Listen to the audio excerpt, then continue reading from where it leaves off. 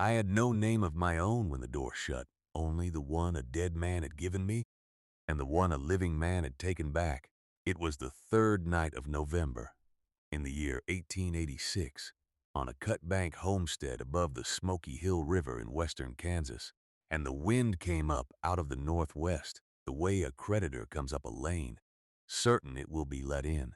Hal Verdal stood in the lit square of his own doorway with his hand flat on the wood, and he told me to find my own roof. I was 17.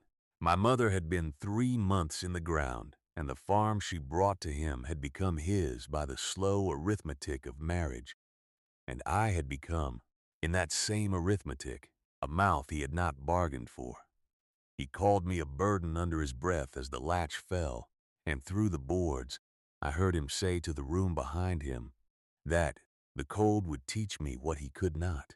There is a thing I did not yet understand that night, standing in my mother's old shawl with snow already settling in the part of my hair. I did not understand that the man who locked me out did not know his own land. If you have ever been made small by someone who held the only key, stay with me a while, and let me tell you how the ground itself kept a door he never found. I went down toward the river because down was where the wind was not, and that choice, made by a cold girl with no plan, was the first true thing my father's daughter ever did right. Let me tell you who I was before, because the door is only half the story and the smaller half. My father was Soren Voss, a sod and timber man who had come up from the Republican country to break ground that nobody wanted, and he was dead of a lung fever by the time I was 11. But he left me the only inheritance that has ever been worth a thing to me. He did not leave money. He left me his hands and the habits in them. He used to say that a house is an argument with the weather, and that most men lose the argument because they build up when they ought to build into. I followed him through 3 winters of that argument before the fever took him, and I learned the way a child learns, which is to say with the whole body and not the head. I learned how he read a slope for water and a bank for shelter, how he set a north wall thick and a south wall low, how he banked earth against timber so the frost could not get a grip. He would crouch and put his bare hand flat on a bank in November and hold it there a long while. And then he would tell me what the ground was doing under the skin of it, how deep the cold had gone, and how much warm was still kept below. And he made me do the same until I could feel the difference between a bank that would hold a winter and a bank that would not. The earth keeps the summer in it longer than you think. He told me once, with his hand on the clay and mine beside it, and a man who knows that need never freeze, and a man who does not will build a fine tall house and shiver in it. My mother kept those lessons folded in me like seed in a dry sack after he was gone, and when she married Halvard Dahl, for the plain reason that a widow with a child needs a man's labor through a Kansas winter, she did not know she was handing me to a man who thought a girl who watched the ground was simple. He was not a cruel man in the loud way. He was cruel in the cold way. The way of a man certain. He is the only one in the room who knows how things are done. The shelter I found that night was not a thing I built. It was a thing I remembered. Half a mile down the cut, where the river had gnawed the bank back into a clay shoulder over 10,000 years, my father had once stopped our wagon and pointed and said, "There is a winter house in that if a body ever needs it." I had been 9. I had forgotten it the way you forget a word you will need at 60. The cold gave it back to me. I went along the bank with my hands out in the dark, feeling the clay the way he taught me to feel it, for the grain and the give, and I found the low mouth of an old cut where the bank overhung and the floor ran back dry under a cap of rooted sod. Some trapper, or some cansa hunter, long before us, had deepened it once and left it, and the river had not reached it in a generation.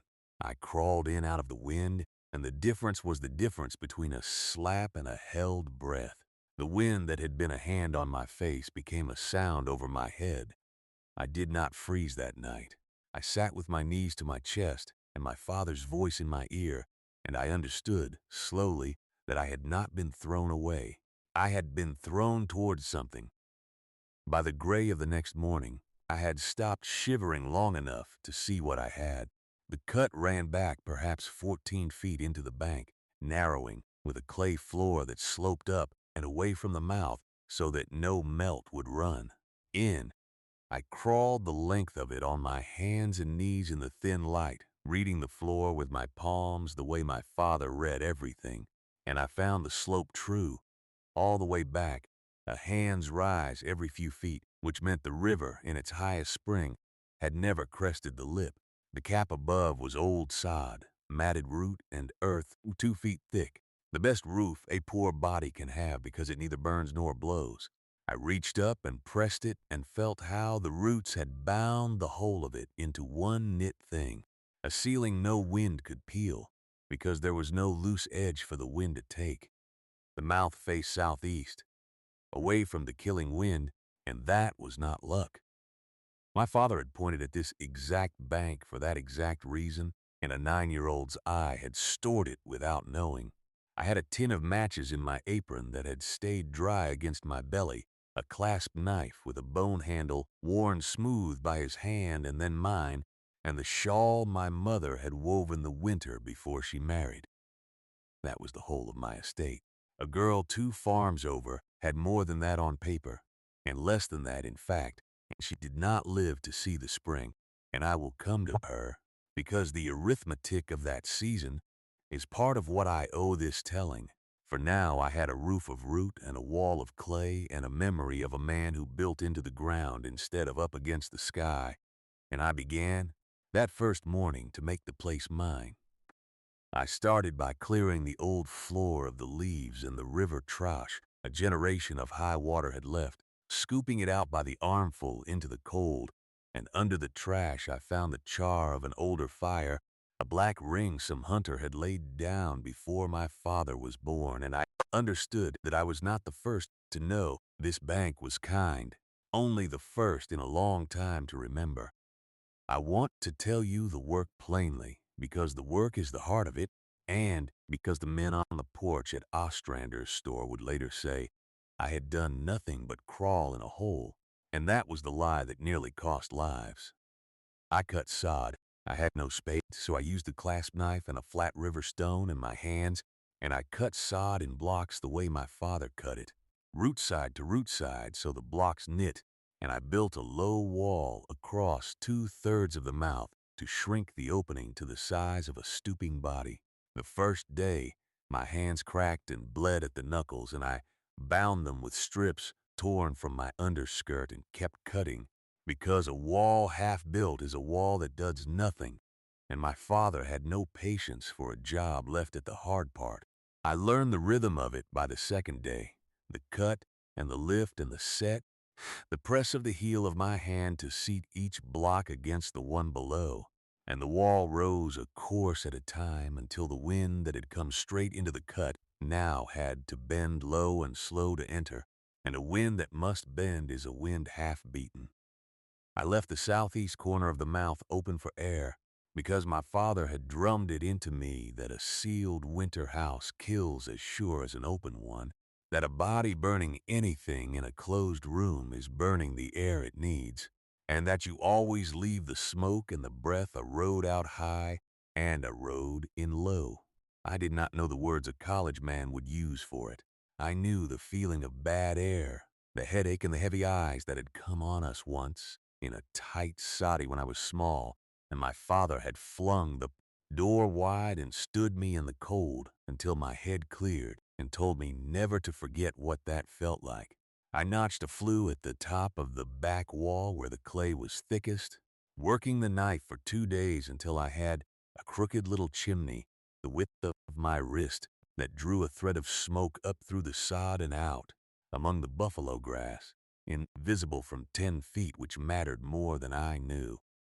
I tested the draw with a pinch of dried grass set smoldering, watching to see whether the smoke climbed the flue clean or rolled back into the room, and when it climbed, I sat back on my heels in the cold clay and felt, for the first time since the door shut, something that was almost pride.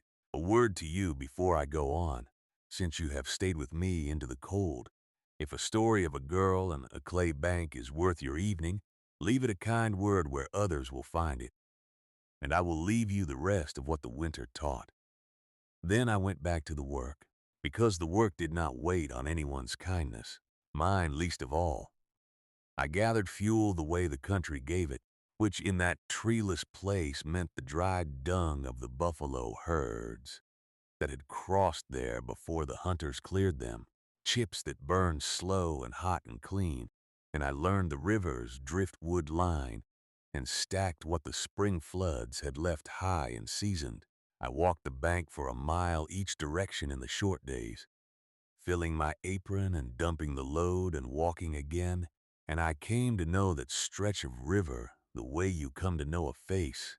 Every snag and sandbar and the one cottonwood the floods had wedged whole into the cut, where I broke it down, branch by branch, over a week. I lined the floor with grass cut and dried, and over the grass I laid the loose sod blocks I had not used in the wall, and I had a bed that held the warmth of the ground, which never falls as low as the air. I set my little fire back under the flue and watched the smoke find the road I had made for it, and the cut filled with a heat that the clay took into itself by day and gave back by night. The clay was the secret my father knew and Halvard did not. Earth is slow. It is slow to warm and slow to cool, and a wall of it 2 feet thick is a kept promise against the swing of a Kansas night. The first person to find me out was a boy named Purrs, the hired boy from the Lindquist place, who came along the river after a strayed heifer in the second week and saw the thread of smoke I thought I had hidden. He stood at the mouth of my cut, with his hat in his hands and his mouth open, and I gave him a place by the fire because that is what my father would have done. And because a person alone learns fast that kindness is the one coin that spends in any weather. Purrs told it at Ostrander's store not unkindly, only as a boy tells a strange thing, and by the third week the porch had a name for me. They called it the Badger Den, and they called me the Badger Girl. And Halvard, who had not once come to see whether I lived, sat on that porch and let the name be made. I heard it from Purrs, who carried news the way a creek carries leaves. The men said a girl who would burrow in a riverbank like an animal had been rightly put out, that it proved the thing Doll had always said, that her father's queer ways had bred a queer child. Lars Ostrander himself, who owned the store and the porch and a good measure of the county's opinion, said it loudest. There is the Badger Den, he said to the wagons that passed. And there is what comes of a girl raised to grub in the dirt instead of keep a Christian house. I will not pretend the name did not cut. I was 17, and I had buried my mother, and I slept in a hole in the ground, while the man who held my mother's farm slept in my mother's bed, and to be made the county's joke on top of it was a particular kind of cold the clay could not touch. I went on, because going on was the only direction left to me, and because my father had left me a thing sturdier than pride. He had left me the knowledge that the weather does not consult the porch. I kept my fire. I kept my flue clear. I widened the bed and laid in more grass, and I cut a second small chamber back into clay for the dried chips and the driftwood, because my father always said you store against the worst year, not the usual one, and the storing is the whole of wisdom. I did not know, cutting that second chamber by lamplight in the last week of November, that I was cutting it for more than myself. I thought I was a girl alone, saving herself. The country was about to ask a harder question than that, and the porch had already given the wrong answer. I should tell you about Marta, because the season does not balance without her. Marta Lindqvist was Purrs's young cousin, 8 years old, the child of a soddy 2 miles up the divide where her father farmed a hard quarter section and burned, that fall, the only fuel a poor man had, which was the corn itself, the ears shoveled into the stove, because corn at 8 cents was cheaper to burn than to sell and haul. I would not know the worst of their winter until later, But I knew the family, and I knew the child, who had a way of standing very still and watching a thing being made, the way I had watched my father, and once when Purrs brought her along the river, she stood at the mouth of my cut and watched me chink a gap with clay and said, in her small flat plains voice, that the badger girl was not a badger at all, but a person who knew where the worm was. Out of the mouth of a child, I gave her a strip of dried apple I had been saving, and she gave me, without knowing, the only blessing the county offered me that year. Halvor Dahl, when he heard his stepdaughter had been seen feeding the Lindquist child like a tramp at a back door, told Ostrander it was an embarrassment, and Ostrander laughed and said the badger had taken a kit. They were so sure, those men. They were sure the way the sky is blue, right up until it is not. The first sign came on the 11th of January, and it came the way real catastrophe always comes, quietly and from the wrong direction. The morning was warm. It was warm enough that the snow on the south slopes went soft, and the cattle drifted out to graze the bared grass, warm enough that men left their coats unbuttoned and a few left them home. And my father's voice in me went very still and very afraid, because he had taught me that a warm morning in deep winter is the weather telling a lie to clear the ground of careful men. I smelled it before I saw it, a flat metal smell on the air that the old plains people knew, and the southeast sky took on a color I have never found a true word for. A brown-green bruise low along the horizon climbing. I brought in my fuel. I filled the inner chamber to its roof. I cut extra grass and packed the flue's lee and checked my wall. And I did these things with my hands shaking, not from cold, because the air was still soft, but from the certainty my father had buried in me that the soft air was the worst news the day could carry. The blizzard of the 12th of January, 1888, came across the plains a little after the noon hour at a speed men afterward could not make others believe. The temperature fell from above freezing to 40 below in a span of hours, and the wind came behind a wall of fine snow so thick that a man could not see the hand at the end of his own arm, snow that did not fall so much as fly level, packing into every seam of cloth and skin. I felt the day turn from inside my cut.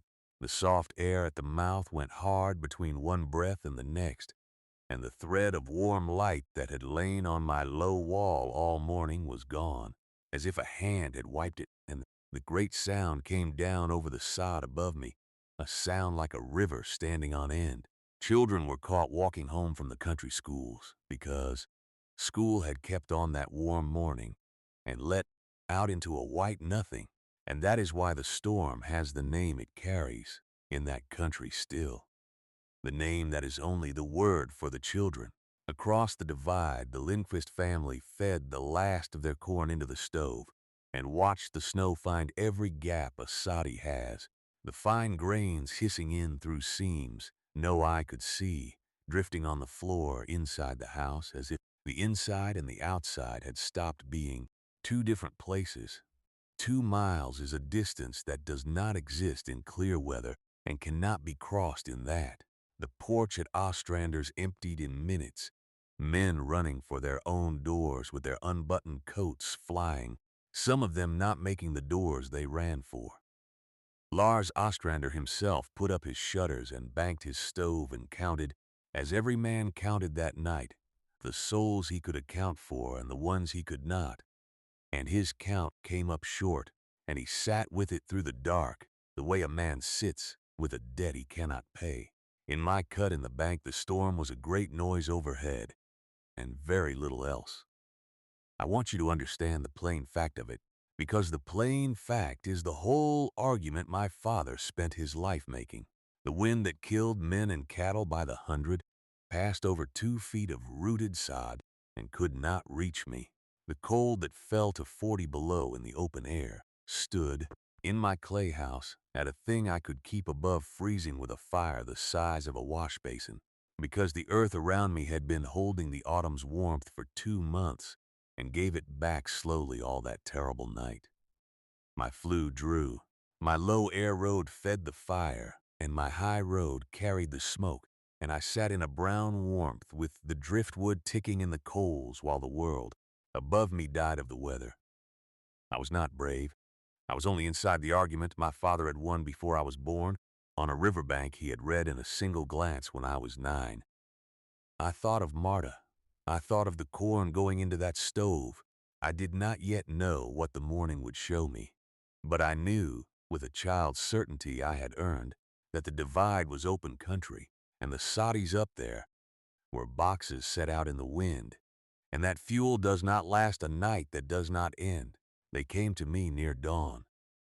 I heard it under the wind first, a sound that was not the wind, a beating at the sod above my mouth, and then a voice gone to rags, and I pulled the wall block and put my lantern into the white, and there was Purrs, with the Lindquist child wrapped inside his coat against his chest, the two of them caked white and barely standing, having come down off the divide by the river, because the boy remembered, in the worst hour of his life, that there was a worm in the bank. He had carried her 2 miles through the thing that was killing grown men in their own yards, keeping the river on his left hand the whole way because he could not see it, only hear it under the ice, and he had followed the sound of water the way I had followed the feel of clay, and the country had let him live for it. I got them in. I got the block back in the wall. I put the child down in the grass by the fire and worked her wet wrappings off with the calm my father wore when the work was hardest, peeling the frozen cloth away a layer at a time so as not to take the skin with it, and her small hands came back from white to red to a terrible pins and needles weeping that told me they would keep, and she cried the whole time, which was the best sound I have ever heard, because a hand too far gone does not hurt at all. Purr sat against the clay and shook and could not speak, and I put my mother's shawl around him and a tin cup of melted snow gone warm into his hands, and the cut that the porch had named a badger den held, the 3 of us in a warmth the porch could not have explained. By full morning 2 more had come.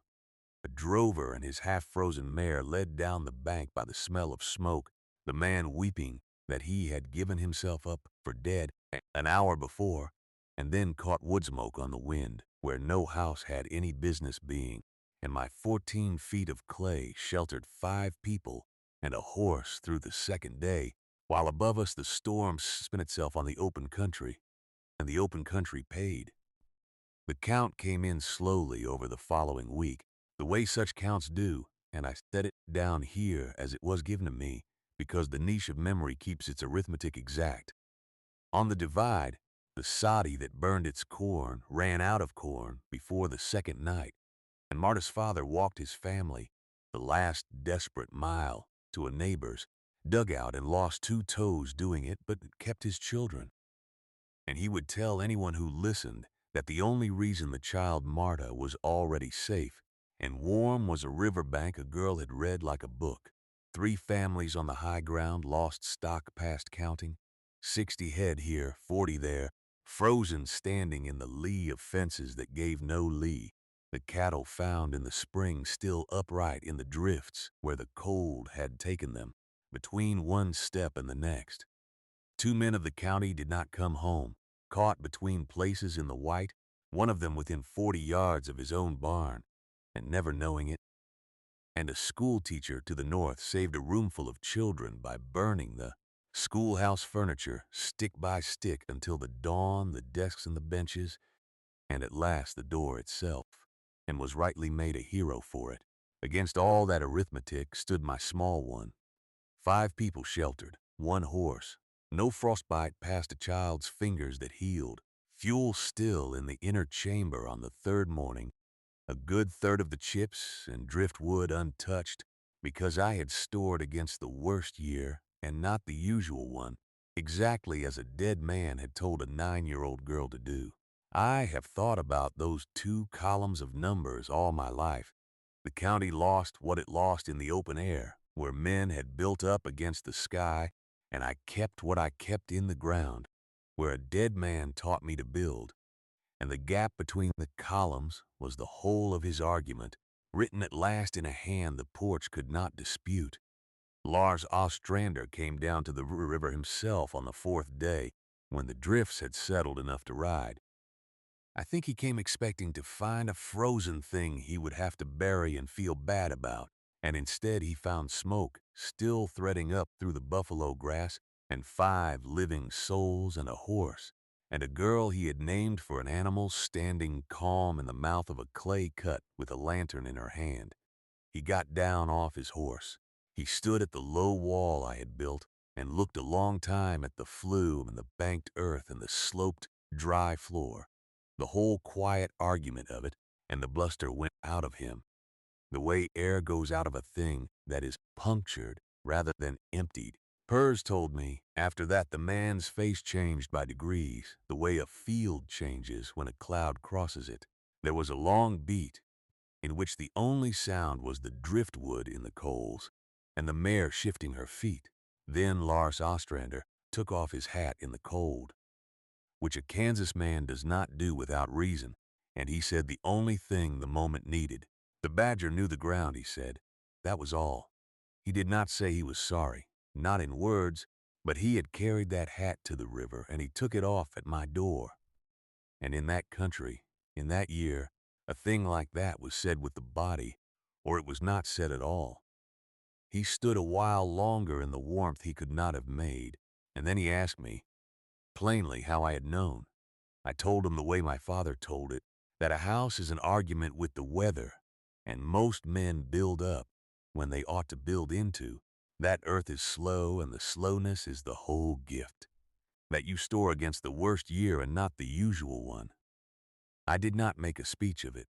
I had no wish to.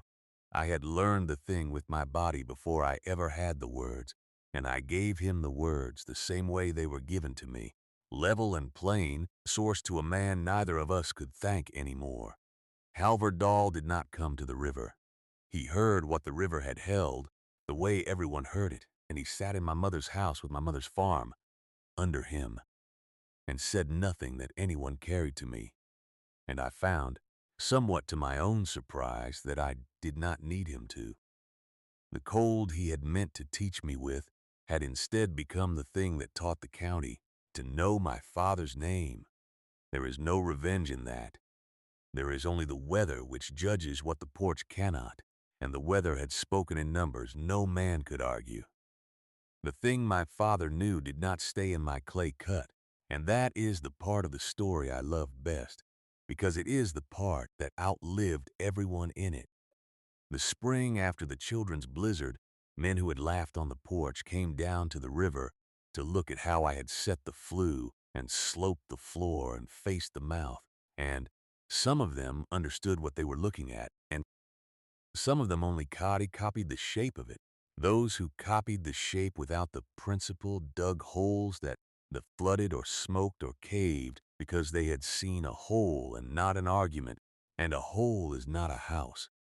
Those who understood, who grasped that it was the depth of the earth and the draw of the air and the red of the bank that did the work and not the digging itself, built winter shelters along that whole stretch of the smoky hill that kept stock and families through the hard years that followed, 1890 and the deep cold of 93, and the method spread up the river valley the way good water spreads, finding the low ground first. A man from the land office came through in the autumn of 1890 and wrote down what I had done and how, and called it, in his flat official hand, an earth-banked riverbank shelter. And that was the first time my work was written into anything, and the writing of it meant it would not die with the porch's forgetting. Pers married into the Lindqvist place and farmed the divide his whole life, and he banked an earth shelter into the slope behind his soddy the first autumn he owned it, and he taught his own children the slope read, and the flue set, and the storing against the worst, so that what a dead man told a 9-year-old by a wagon went on into a third generation that never knew Soren Voss's name and used his knowledge every winter of their lives. He never once, in 50 years of telling the story, let it be told without the principle in it. He had learned the hard way, carrying a child 2 miles through the white, that the shape of a thing saves no one, and the understanding of it saves everyone. And he made that the spine of every telling. Marta Lindqvist grew up and kept her 2 whole hands and her 10 fingers, and she was the one who, 50 years on, when she was an old woman, and I was older, told the County Historical Society the story straight, and saw to it that the riverbank method was set down properly with the principle, and not only the shape, because she had stood at my mouth as a child of 8, and understood, before any of the men did, that I was a person who knew where the warm was. The dog I have not mentioned because there was no dog that first winter, only a girl and a clay bank, but the drover whose mare I sheltered left her with me in payment come spring. A chocolate-coated saddle mare I called, Wren for the small brown quickness of her, and she carried me up and down that river valley for 19 years, while I helped. My neighbors read their own banks, and she is in this telling, because she was in the work, and the work is what lasted.